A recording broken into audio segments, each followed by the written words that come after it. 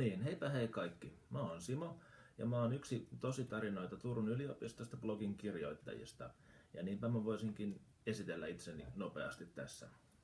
Mä olen 5. vuoden musiikkitieteen opiskelija ja mulla olisi vähän niin kuin tarkoitus valmistua maisteriksi ensi vuonna 2016. Mä olen aina sanonut, että parasta on musiikki ja mikä on vielä parempaa kuin musiikki on musiikin opiskeleminen. Ja kun mä sanon, että mä oon musiikkitieteen opiskelija, niin seuraavaksi multa kysytään, että miten mä soitan.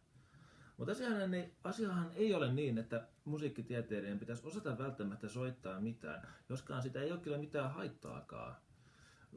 No, mä kyllä oikeastaan soitan aika paljon erilaisia instrumentteja, kuten vaikka kitaraa.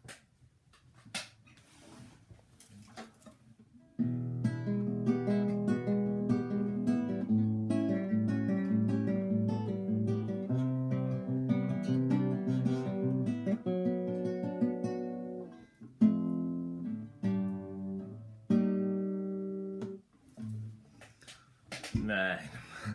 Mä pidän tästä lokakuusta eteenpäin blogia aina tonne kevääseen saakka, huhtikuuhun ainakin, ja noin kerran 2 viikossa laitan jotain uutta teille nähtäväksi. Se on ehkä siinä. Ei muuta kuin näkemisiin.